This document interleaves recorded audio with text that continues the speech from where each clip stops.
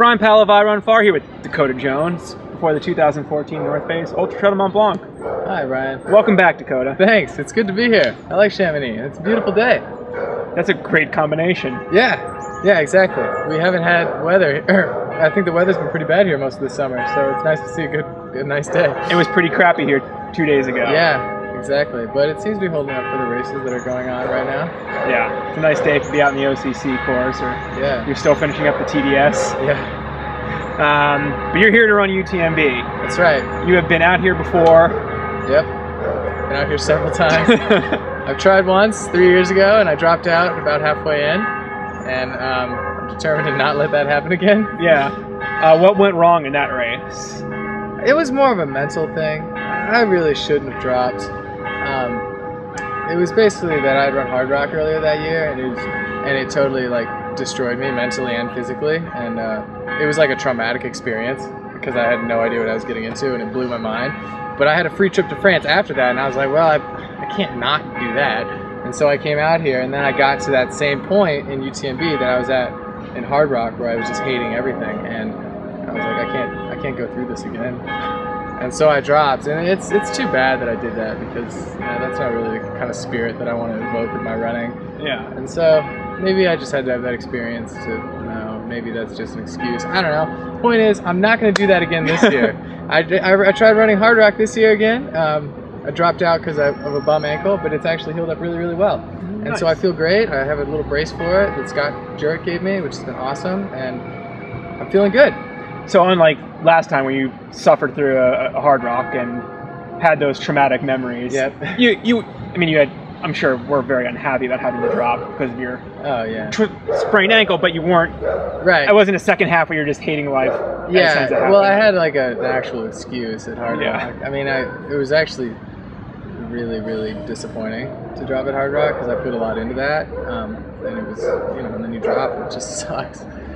But I figured UTMB was the right distance from Hard Rock, and I could kind of maybe salvage all the work that I put into Hard Rock and put it towards another 100. It wasn't on your schedule originally. No. You were not planning to do the double. Right, I was not planning on doing that again. I learned my lesson on that one.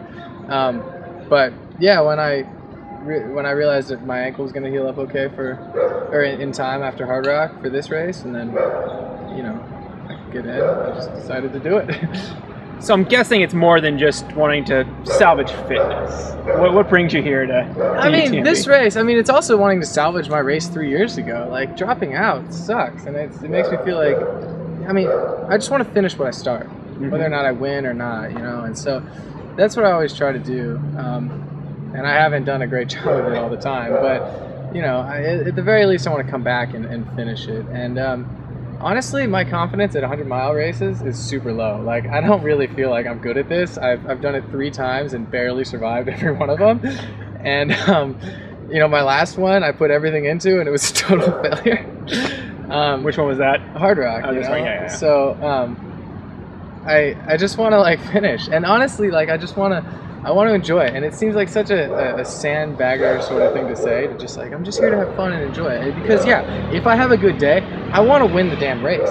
But realistically, I don't really know if that's going to happen. And my real goal is to just enjoy it and run around the mountains. This is an incredible place, and to get to run here for that long supported is a pretty unique opportunity. And so I want to take advantage of it and really enjoy it. And you get to do it with some pretty cool people. Yeah, exactly.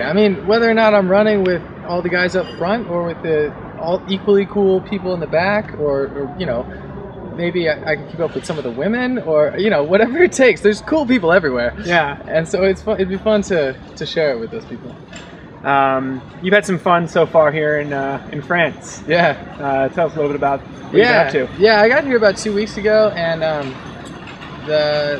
5 or 6 days after I got here, I went with Kilian Jornet and Mike Foote and Greg Valet and Francois Den, and we ran up Mont-Blanc from Les Ouches, which is like a 12,500 foot climb. It's a pretty amazing climb.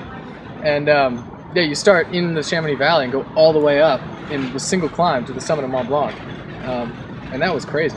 It took us 8 or 9 hours or something like that. Round trip? Yeah, round trip. And any technical equipment or just running shoes? Or did you take access? No, I think Francois brought an axe, a PLA, but I don't think anybody used it. Mm-hmm. We had really good conditions because it's been so much. There's so much weather here that there's a lot of snow up high, and so it's not icy conditions up high like it usually is in late August. And so we, once we got up onto the glacier, we just put on our like rain pants and our jackets and gloves, and then we just ran up it. And with all the snow, you get really good footing, and it's not that slippery. It was great. And then you did more of a climby climb? Yeah. And then the next day, Killian took me up this peak called Chardonnay, which was ridiculous. And I had no idea what I was getting into. He was just like, yeah, it's really cool. You'll like it. And the next morning, we were like packing up, and he started handing me like crampons and an ice axe. And I was like, oh God.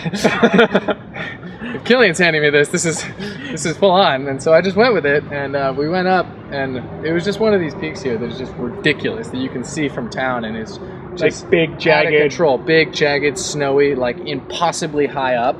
And we got up there, and I was like, "Oh crap, we're doing this!" But it was actually pretty sweet. You know, a lot of those peaks that just seem impossible from a distance, you get up there and you can see a route through it. I mean, I've done enough climbing, like I know how it works. You get up there and there's a route. You kind of piece your way through all these different features, and then we gained this ridge, and that was awesome. It was this really incredible long ridge that was really not that long, but so Seb Montez was probably hiding up there somewhere taking exactly. That's that sort of thing, the kind of thing that he videos. Like, it was crazy. It's like, because it's so sharp on the ridge that, I mean, there's literally like, it's like fangs of rock sticking up out of the snow. And so it's kind of a cross between rock climbing and walking along these little pathways of snow that are this wide, and there's 4,000 feet on either side. You're like, okay.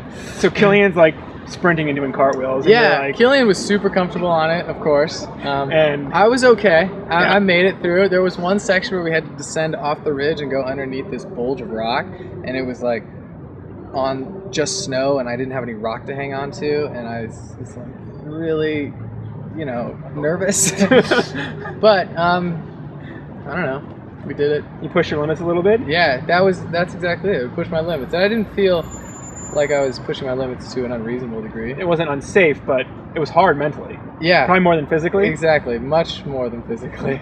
Hard mentally. I mean, do you think that's taking on those challenges in other worlds, be it climbing or whatnot, helps your running when you get to a point of...